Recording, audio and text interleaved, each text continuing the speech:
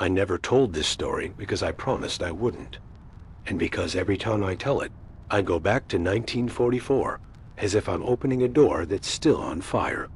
I see the cracked ceiling of that improvised building again. I smell ether and blood mixed with cheap soap. And I hear the sound I spent a lifetime trying to forget. Distant artillery, like stubborn thunder. And closer, the sound of someone trying not to cry. I was lying on a stretcher, my uniform glued to my skin with sweat and dust. The whole world trembled in small, violent shudders, and I was shaking too, only mine was on the inside. A doctor shouted numbers. Someone ran past with a metal tray that clattered against a wall. Then a voice cut through it, calm but not cold. "Don't you close your eyes. Not yet." A woman leaned over me. Her hair was pinned tight under a nurse's cap, but a few strands had escaped and clung to her forehead. Her skin was pale in the lantern light, and her eyes gray or blue. I could never decide looked like the kind of sky you get right before a storm breaks. Her name tag read L.T.E. Whitmore, but she didn't call me Private at first. She read my dog tag. Her fingers were cool against the metal. "Thomas," she said, like it mattered. Like it was a rope she could pull me back with. My mouth tasted like rust. I tried to speak and couldn't. She pressed her palm flat against my sternum right over my heart and said, so quietly I almost thought I imagined it, "Breathe with me." That's the moment people don't understand when they talk about war. It's not the bullets you remember most. It's the hands. Her hand was small, steady. It smelled like antiseptic and something faint underneath. Something soft, stubbornly human. Lilac. In a war zone. It didn't make sense. And that made it worse. Because it made her feel like a lie I wanted to believe. They had turned a schoolhouse outside Anzio into a field hospital. The blackboards were still there. The alphabet still marched across the walls, like it didn't know the world had changed. Somewhere under the floorboards, I swear you could still hear the echo of children. The cots were lined up where desks used to be. Men moaned in their sleep. Men prayed when they were awake. Men stared at the ceiling like the ceiling might answer. I was one of them. A piece of shrapnel had opened my thigh, and they'd patched it enough to keep the blood inside, but pain seeped out of you no matter what they did. Lieutenant Whitmore checked my bandages twice a day. She never lingered, not the way I wanted her to. But there were details you don't control, details that betray you. The way her thumb hesitated for half a second when she tied off the gauze. The way her breath caught if the artillery landed close. The way she always looked at the doorway before she looked back at me. Like she was afraid of being seen. Like she was afraid of herself. On the second day, I tried to make her laugh. Not because I was brave, but because the silence felt like drowning. "If I die," I rasped, "tell my mother I looked heroic." Her eyes snapped to mine. For a second, she looked offended, like I'd insulted the very idea of surviving. Then, without meaning to, she let out this small, sharp breath. Not a full laugh. More like her body forgot to be careful for a moment. She covered her mouth immediately. Her cheeks colored, as if laughter was something you could get reported for. She leaned closer and whispered, "Don't joke about dying." I wanted to say, "Then don't look at me like you'll miss me."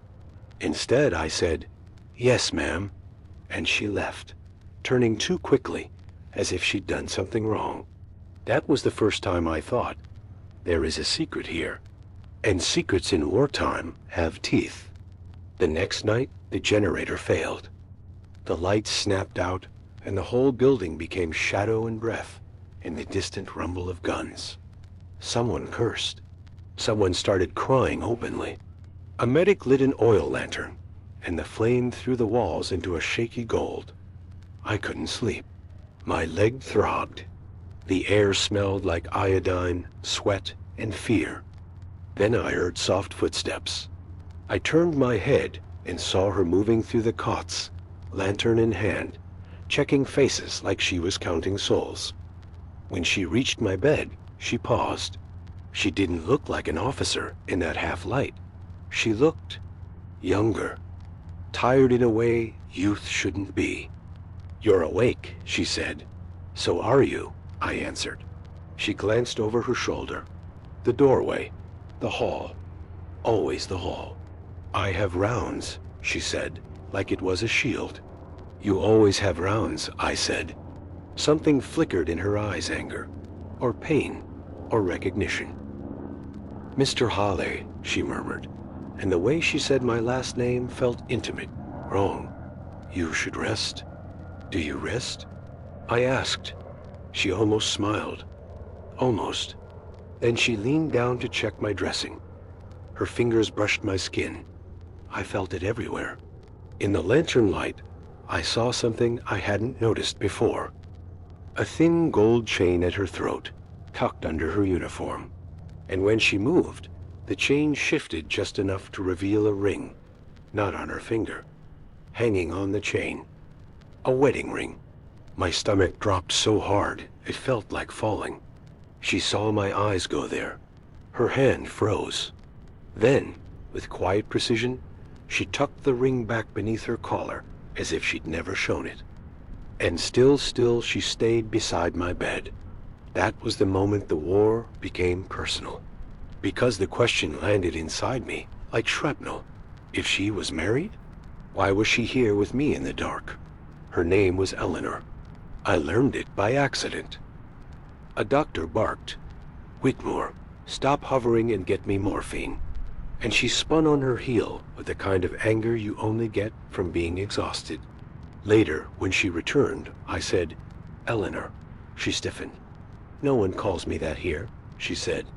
"Does someone call you that anywhere?" I asked. The lantern shook in her hand. For a moment, she looked like she might tell me to shut up, might report me, might walk away. Instead, she whispered, "Yes." I waited. She didn't say who. She didn't have to. The ring had already spoken. Days in the field hospital didn't move like normal days. They came in fragments. Pain, sleep, voices, footsteps, a clamp of fear when a blast landed too close. And in the middle of all that, she became consistent. She brought me water when my throat burned. She adjusted my blanket when the night turned cold. She wrote something in my chart and covered it with her hand, like she didn't want anyone else to read it. Once, when a young kid 2 beds down started screaming for his mother, Eleanor knelt beside him, took his hand, and hummed a melody so soft it barely existed. I watched her do it with tears in my eyes, and it hit me with brutal clarity. This woman has already learned how to love people she can't keep.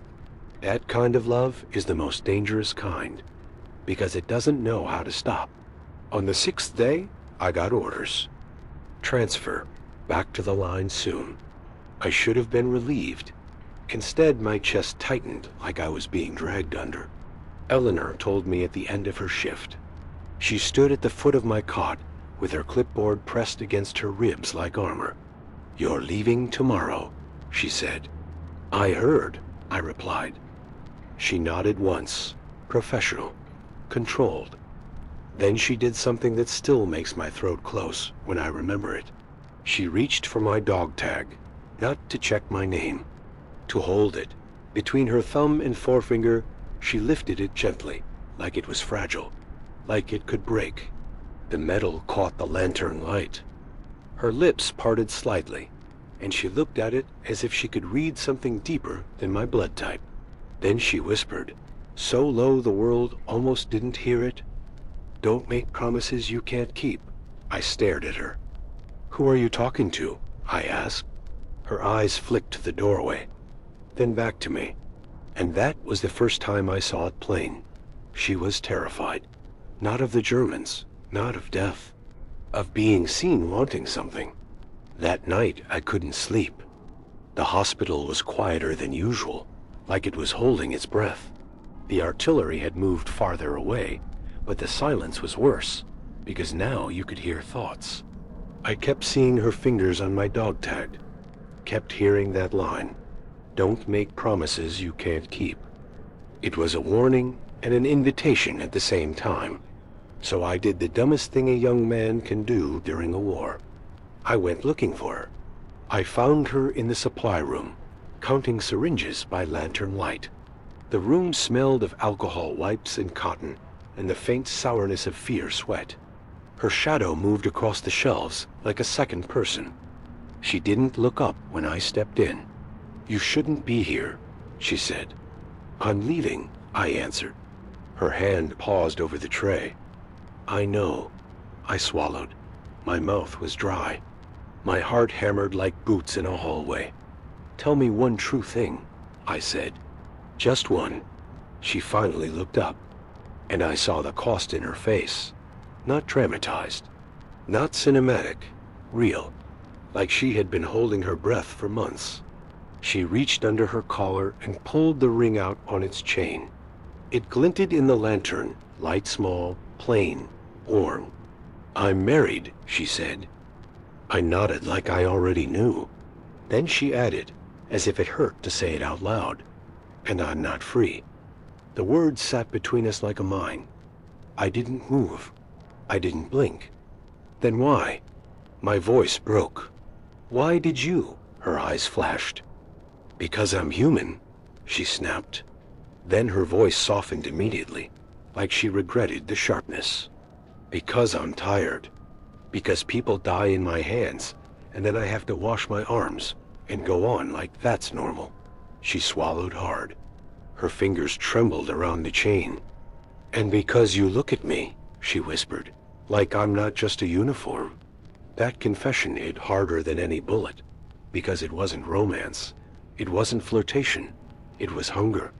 To be seen, to be held, to be real for a minute, in a world made of blood and orders. I took one step closer, just one, and she flinched, not away from me, but toward me, like her body didn't know which instinct to obey. "You shouldn't," she breathed. "I know," I said. And then I did it anyway. I didn't kiss her. Not yet. I did something worse. I said, "I'm going to come back." Her eyes closed. She exhaled like the words hurt. "Don't," she whispered. "Why?" I asked. She opened her eyes again, and they were wet, furious, afraid. "Because if you say it," she said, "I might believe you." The next morning I left with the taste of her voice in my mouth. War teaches you that time is not a straight line. It's a rope you're dragging behind you while something keeps trying to cut it. Weeks blurred into mud and marching and fear, but Eleanor stayed sharp. I carried her in my pocket like contraband. In the quiet moments, I pictured her supply room lantern. I pictured her ring on the chain. I pictured the way her breath shook when she admitted she was human. And every time I thought about seeing her again, another question opened its teeth. What would I do if her husband came back? What kind of man falls in love with a married woman? What kind of woman lets herself fall anyway? War doesn't just kill bodies. It kills clean answers. In September 1944, I got hit again. Shrapnel across my ribs. The kind of wound that doesn't kill you quickly. It just reminds you you're made of meat. They dragged me to a medical station, then onto a transport. I remember the smell first. Gasoline, blood, wet canvas, and then the voice, not close. Somewhere down the line of cots. Sharp, controlled, hold pressure. Don't let him sleep. My heart kicked like it was trying to break free. I turned my head, and there she was. Eleanor, different uniform. Same hands, same eyes. For 1 second, everything went silent inside me. Then she looked up and saw me. Her clipboard slipped in her grip. She caught it before it hit the floor, like muscle memory. But her face did something I will never forget. It softened, just for a heartbeat. Like she had been starving too. Then it snapped back into police officer, nurse, professional. Because people were watching. Always watching. Private Holly, she said evenly. You came back, I whispered. Her jaw tightened. Don't say things like that, she said. But her eyes said the opposite. And that contradiction was our whole love story in one breath. That night, she found me near the laundry chute. The corridor smelled like starch and bleach. A single light flickered overhead, like it was tired of existing. She didn't come close at first. She stood at the end of the hall, arms crossed, like she was guarding herself. You're not supposed to be here, she said. I'm where they put the broken, I answered. Her eyes flicked down my ribs, the bandages, the bruising, then back to my face. Her voice dropped to a whisper. I heard you died. My stomach turned. Who told you that?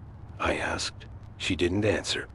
That was the first hook I didn't understand until much later, because the war didn't just move men. It moved information, and sometimes it moved it on purpose. She took a step closer, then another. When she was near enough, she slid something into my palm. A small folded paper, worn, soft at the creases. Don't read it here, she whispered. Then she turned and left. No goodbye, no kiss. Just a secret in my hand, like a pulse. I waited until lights out. Under my blanket, I unfolded the paper. It was an address, New York City. And beneath it, a date, June 1946. At the bottom, 2 words that made my throat tighten. If alive. I lay there staring at that paper while the artillery muttered far away. And the question that had been haunting me changed shape. Not will she choose me, but is she planning to disappear? The next days were torture. In daylight, she was untouchable, efficient, invisible in plain sight. But in tiny moments, she let the truth leak through. When she changed my dressings, her fingers brushed my skin like it was an accident that kept happening. When she wrote in my chart, her handwriting grew messy when she was near me. When the ward got loud, she found reasons to move me to quieter corners. Once, during a distant bombardment, she leaned in so close her breath warmed my ear. I can't sleep, she whispered. Neither can I said. I keep hearing them scream, she admitted, eyes on the floor. Who? I asked. Her mouth tightened. Everyone, she said. Then quieter, like it was the real confession. And I keep hearing you. I didn't ask what she meant, because I was afraid to know. One afternoon, I saw the ring again. She thought she'd hidden it, but when she bent over a patient, the chain slipped out. The ring caught the light and flashed. A man across the ward saw it too. A doctor, older, tired eyes. The kind of man who'd seen too much suffering and decided it made him entitled. He smiled at Eleanor in a way that made my skin crawl. Your husband's lucky, he said casually. If he's alive. Eleanor's face went blank. Her hand tightened on her clipboard, and I felt something cold bloom in my stomach, because now I understood what she had been afraid of. Not just gossip, not just rules. Predators wear uniforms too. When the doctor walked away, Eleanor's shoulders stayed stiff for minutes. That night, when she came to check my vitals, I said quietly, "Did he hurt you?" She froze. Her eyes snapped up. "Don't," she said. Same word as the supply room. Same warning. Same boundary. But her hand shook as she adjusted the cuff. I wanted to break something. I wanted to break the war itself. Instead, I said, softer than I meant to, "I won't let anyone take you." Her breath caught. Then she whispered, almost angry, "You can't promise that." And I realized she wasn't rejecting me. She was rejecting hope, because hope gets people killed. 2 weeks later, orders came down. She was being reassigned to a transport unit heading toward the coast. She told me in the most professional voice she could manufacture. "I leave tomorrow," she said. My chest tightened. "You're just going to go?" I demanded. Her eyes went sharp. "This is the war," she said. "And what are we?" I asked. Her face flickered pain, fear, desire gone so fast, I could have imagined it. Then she did something reckless. She took my hand, in the open, for 1 second. Her fingers were cold. Her grip was desperate. "I don't know what we are," she whispered. "That's why I'm leaving." I stared at her. "Then why give me the address?" Her eyes filled. "Because I needed a place to put the part of me that wanted you," she said. "Somewhere safe. Somewhere after." The words hit like a prayer and a punch at the same time. Then she released me, as if touching me for longer would ruin her. And she walked away. But halfway down the ward, she stopped. She didn't turn around. She only said so softly it barely existed, "Thomas, if you survive, don't come looking for me before the date." My throat closed. "Why?" I asked. She hesitated. Then she answered with something that didn't make sense until years later. "Because there are people who don't want me free." That line lived in me. It lived in me through the last months of the war. Through the letters home I couldn't write honestly. Through the faces of boys who didn't make it to 23. It lived in me when the war ended and men danced in streets and kissed strangers. And I stood there feeling like my heart had been left in a schoolhouse in Italy. I went home to Ohio.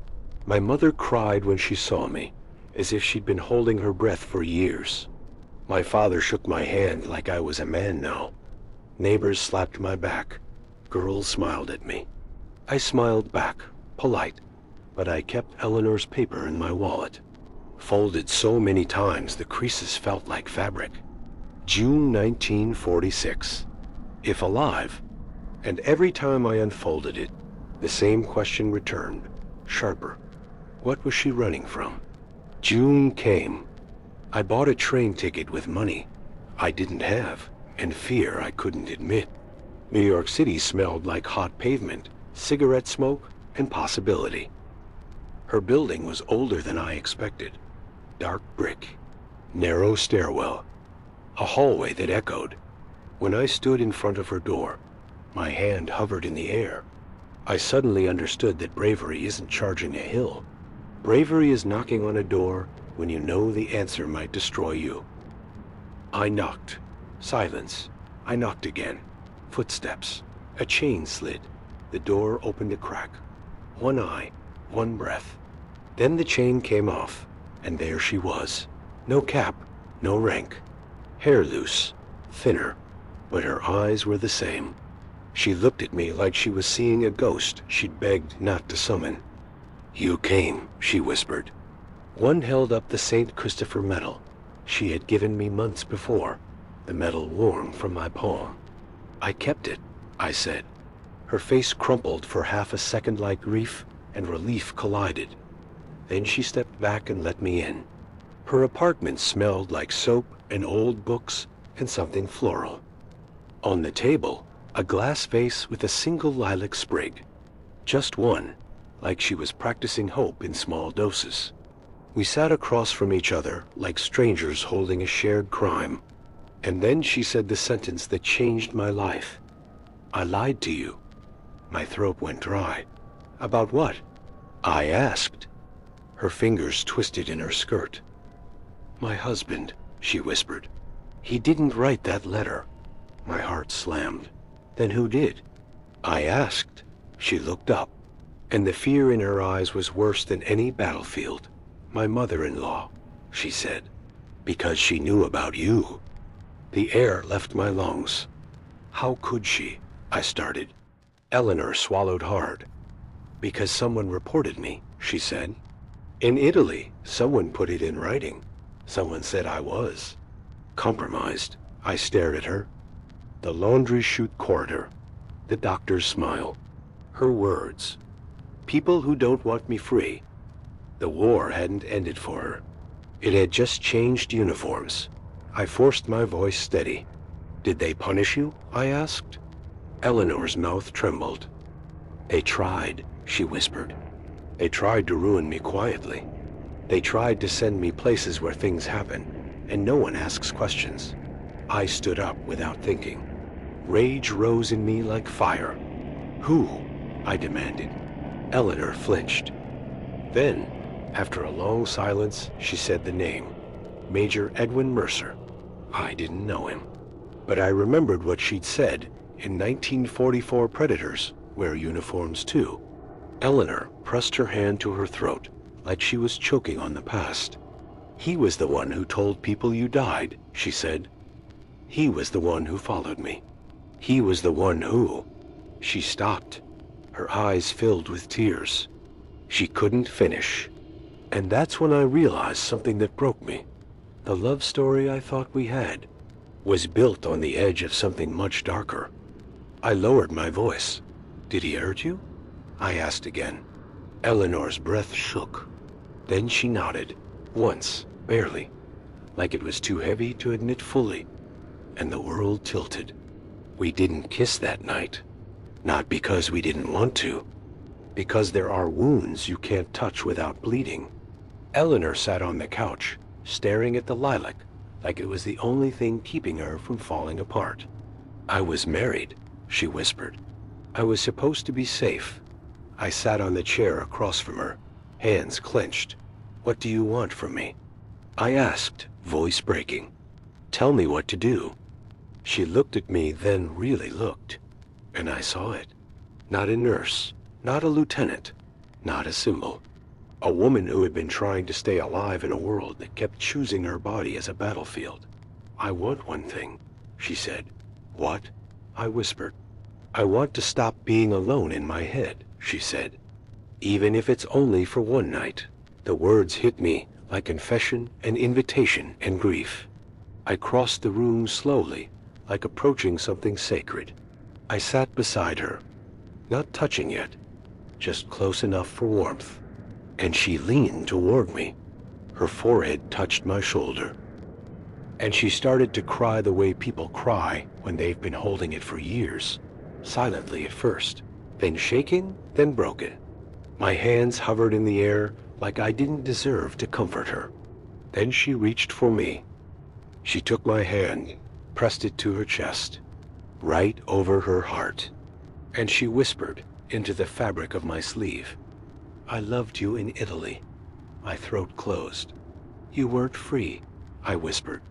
I wasn't free, she agreed. Then raw and trembling. But I loved you anyway. That's when we kissed. Not like a movie. Like a confession. Like a wound finally allowed to breathe. Her lips tasted like salt and coffee and something heartbreakingly familiar. Her hands shook so hard I had to hold them still. And in the middle of that kiss, a thought cut through me like ice. If love can happen inside a war, what happens to it in peace? The next morning, she made eggs like it was normal. And normalcy was absurd. I watched her at the stove, hair loose, sleeves rolled up, and it hit me. This was what men came home dreaming of.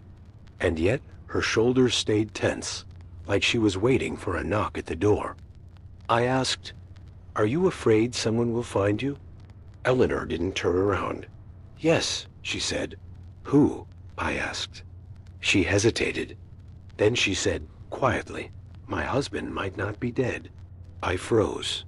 The pan hissed. The world narrowed. What? I whispered. Eleanor set the spatula down with shaking fingers. My mother-in-law lied, she said. The letter was meant to keep me faithful to a ghost, and to keep me away from you. My lungs burned. So you don't know, I said. You don't know if he's alive? I don't know, she whispered. The room filled with the old war feeling, the absence of clean answers. And that was the next hook, the one that could destroy everything. What kind of love are we building if a living man might return to claim her? Eleanor turned, eyes shining. I didn't want you to come, she said, voice breaking. Not because I didn't want you, but because now you're real again. And real things can be taken. I stood and crossed to her. I cupped her face carefully, like she was glass. "If he walks through that door," I whispered, "we'll face it." Her eyes filled. "You don't get it," she said. "There are men like Mercer who don't lose interest. There are men who collect women like trophies." My blood went cold. "Does he know where you are?" I asked. Eleanor's lips trembled. "I think so," she whispered. And right then, a knock at the door. 3 sharp raps. Not friendly, not casual, official. Eleanor went pale. Her hand flew to my arm so hard it hurt. "Thomas," she whispered, "don't open it." My heart slammed. I stepped toward the door anyway. "Who is it?" I called. Silence. Then a voice through the wood, smooth as oil. "Lieutenant Whitmore," it said. "It's Major Mercer." Eleanor made a sound like a swallowed scream. The war had found us in New York. And suddenly I understood. This wasn't just a love story. It was a fight. I didn't open the door. Not immediately. I looked at Eleanor. Her eyes begged. Her body shook. She whispered, "Please." I should have listened. But anger is a kind of courage that doesn't care about consequences. I went to the door and unlatched the chain. I opened it 2 inches. A man stood in the hallway in a tailored suit. Hair perfect, smile polite, eyes empty. Major Mercer. He looked past me into the apartment like he owned the air. "Private," he said, with a faint amusement, like he remembered me from somewhere he shouldn't. My skin crawled. "You're trespassing," I said. Mercer smiled wider. "Oh," he murmured, "I think you'll find I'm exactly where I'm supposed to be." His gaze slid toward Eleanor. She stood rigid behind me, hands clenched. Mercer tipped his hat. "Eleanor," he said softly, "you've been difficult to reach." Eleanor's voice came out thin. "I'm not under your command anymore." Mercer's smile didn't change. "No," he agreed. "But you are under someone's." He produced a folder from under his arm. "Your husband's family has filed a petition," he said.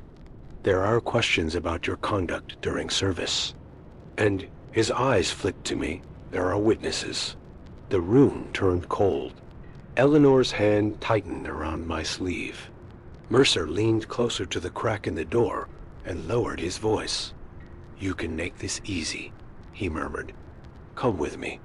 Let's talk privately." Eleanor whispered, barely audible, "No." Mercer's eyes sharpened. "Don't be stubborn," he said. "Stubborn girls get misunderstood." Something in me snapped. I opened the door wider. "Get out," I said. Mercer looked at me like I was an insect that had learned to speak. Then very calmly, he said, "I can ruin her." Eleanor flinched. Mercer tilted his head, almost kindly. "And I can ruin you too, Private. You think the war ends, and men like you get to keep what you stole?" I stepped forward. "I didn't steal anything," I said. "She chose." Mercer laughed once, quiet. "She's not free to choose," he said. "That's the point." Eleanor's breath hitched. Mercer's gaze locked on hers. "Come," he said, "or I start making calls." The silence that followed was thick enough to choke on. Eleanor stood there trembling, caught between 2 wars, the one in her memory and the one in the hallway. Then she did something that still wrecks me. She lifted her chin, and she said clearly, "No." Mercer's smile finally cracked. For the first time, anger showed through. "Fine," he hissed. "Enjoy your little fantasy." He turned to leave, then paused. Without looking back, he said, "By the way, your husband isn't dead." Eleanor's knees almost buckled. Mercer's voice stayed smooth. "He's alive, and he's coming home." Then he walked away, footsteps calm, like he just lit a match and left it burning. After the door shut, Eleanor collapsed, not dramatically, like her bones quit. I caught her before she hit the floor, and she clung to me like drowning. "He lied," she gasped. "He has to be lying." I held her tight, heart hammering. "Look at me," I said. "Look at me." Her eyes met mine wild, terrified. "What if it's true?" she whispered. I didn't have an answer, because war never gives you clean answers. It only gives you choices. And the next hook was the cruelest. If her husband comes back alive, will she go? Eleanor pulled back, shaking. "If he's alive," she whispered, "then what we did." Her voice broke. "I'm not a good woman," she said. I cupped her face. "You're a living woman," I whispered, and she burst into tears. Not because I'd comforted her, because part of her believed me. For 3 days, we lived like fugitives inside her own apartment. Every sound in the hallway made Eleanor flinch. Every knock downstairs made her freeze. I watched her boil water like it was an act of defiance. I watched her fold letters she never sent. I watched her sit at the table staring at the lilac as if it might explain life. At night, she slept in short, broken pieces. She woke gasping, sweat on her skin. Once, in the dark, she whispered. "He said stubborn girls get misunderstood." Her voice shook. I wrapped my arms around her from behind. "No one touches you again," I said. She laughed. A bitter, cracked sound. "You still make promises," she whispered. I kissed the back of her neck, gentle. "I still try," I said. On the 4th day, a telegram arrived. Eleanor stared at it like it was a bomb. Her hands shook so badly she couldn't tear it open. I took it carefully. The paper felt stiff, official, merciless. Eleanor whispered, "If it's him." I swallowed and opened it. It wasn't Mercer. It was the War Department. 3 sentences. Enough to rearrange a life. Her husband, Daniel Whitmore, had been located. Alive. Hospitalized. Returning to the States. Eleanor made a sound I can't describe. Like relief and grief colliding. She sank into the chair, shaking. "I'm going to hell," she whispered. I knelt beside her. "Listen to me," I said. "We don't know what kind of man he is now. We don't know what he'll do. We don't know what you want." Eleanor stared at the telegram like it was a verdict. Then she whispered the question that cut deepest. "What if I still love you?" My throat closed. "What if I can't stop?" she whispered. "What if you're the only thing that ever felt real in that war?" I took her hands. They were ice. "We'll figure it out," I said, voice breaking. "But you won't do it alone." Eleanor looked up at me, eyes shining with fear and love and guilt. And she nodded. One small nod, like choosing life, even when life was messy. Daniel came home in July. We didn't meet him at the station. Eleanor couldn't. She sat in her apartment, hands clenched, as if waiting for judgment to arrive in person. When the knock came, she startled like a hunted animal. She didn't move. I did. I opened the door. A man stood there in civilian clothes that didn't fit right, like he borrowed someone else's life. His face was thinner than it should have been. His eyes looked older than his years. He held a hat in both hands. He stared at me for a long second. Then he said hoarse, "Is she here?" My mouth went dry. "Who are you?" I asked, though I knew. He swallowed. "Daniel," he said. "Daniel Whitmore." The air changed. Behind me, I heard Eleanor's breath catch. Daniel stepped forward 1 inch. "Eleanor?" He called, voice breaking. She appeared in the doorway behind me. For a moment, no one moved. The 3 of us, frozen in a triangle that felt like a firing squad. Daniel looked at her. His face softened and shattered at the same time. "You're alive," he whispered. Eleanor's eyes filled. "So are you," she whispered back. Daniel swallowed hard. Then his gaze shifted to me. He looked at Eleanor again, and something in his eyes sharpened. He didn't ask. He knew, because the truth has a scent. And love leaves fingerprints on a life. Daniel's voice came out rough. How long? Eleanor flinched. I stepped forward. It wasn't like that, I started. Daniel cut me off with a raised hand. No, he said, eyes on Eleanor.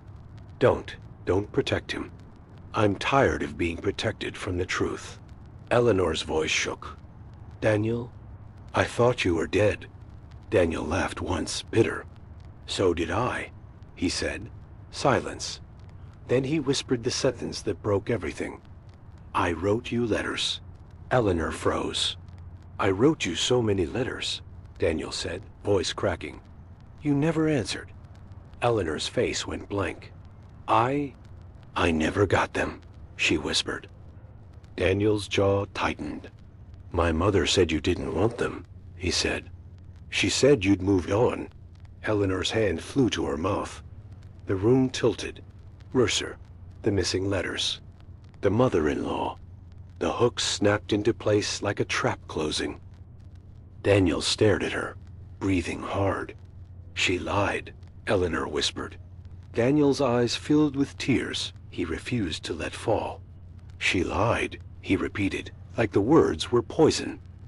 Then he looked at me. Not angry, not violent, just wrecked. Who are you? He asked. My throat tightened. Thomas Hawley, I said. Army. Daniel nodded slowly, as if logging the fact away for a later life. Then he turned back to Eleanor. His voice was quiet now. What do you want? He asked. The simplest question in the world. The hardest. Eleanor's entire body shook.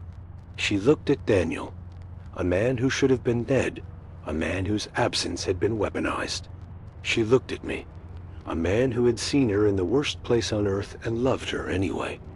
Her lips trembled. I don't know, she whispered. Daniel closed his eyes. When he opened them again, something had changed. He stepped back. I'm not going to beg, he said. Eleanor choked on a sob. Daniel's gaze softened. I didn't survive Europe to become a cage, he said. Then he looked at me one last time. If you hurt her, he said quietly, I'll kill you. It wasn't a threat said with heat.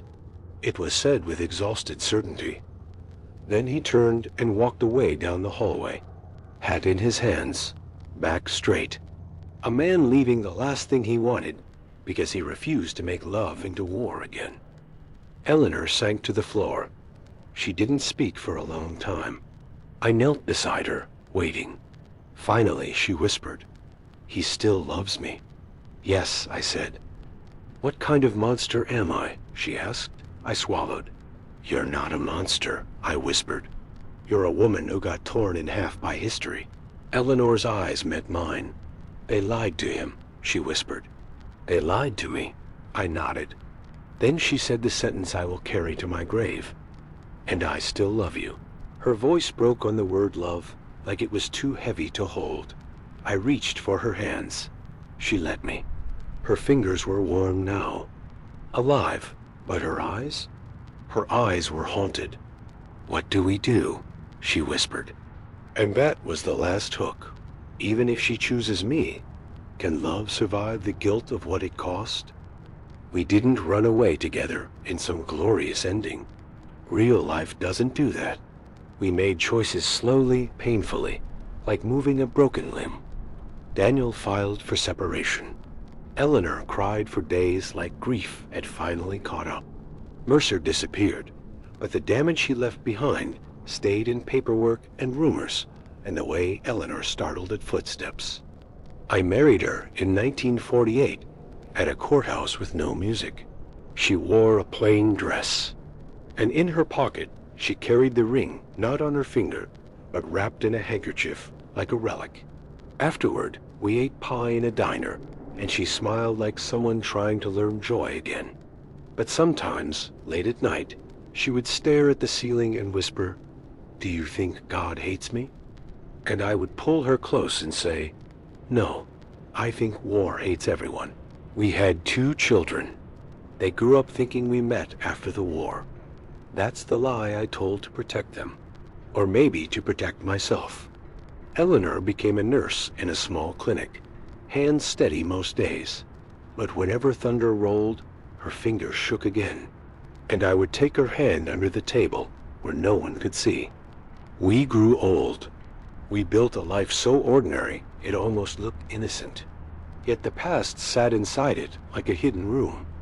When Eleanor died in 1999, I found something in her drawer. A bundle of letters. Not from me, from Daniel. Stamped, folded, never opened, tied with twine. She had kept them all those years. Not because she loved him more than me, because some grief doesn't disappear. It just changes clothes. I sat on the edge of our bed and held those unopened letters until my hands cramped. And for the first time in my life, I understood the shape of her guilt. Not that she loved me, but that she had been forced to love inside a trap.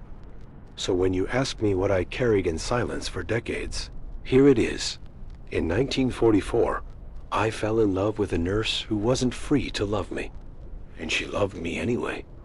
Not cleanly, not proudly, not safely, but truly.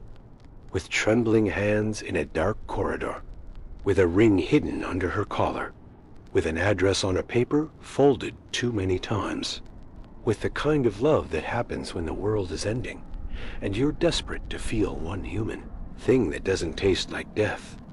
I kept my promise for most of my life, and now I'm breaking it, because the truth is, the war didn't end in 1945.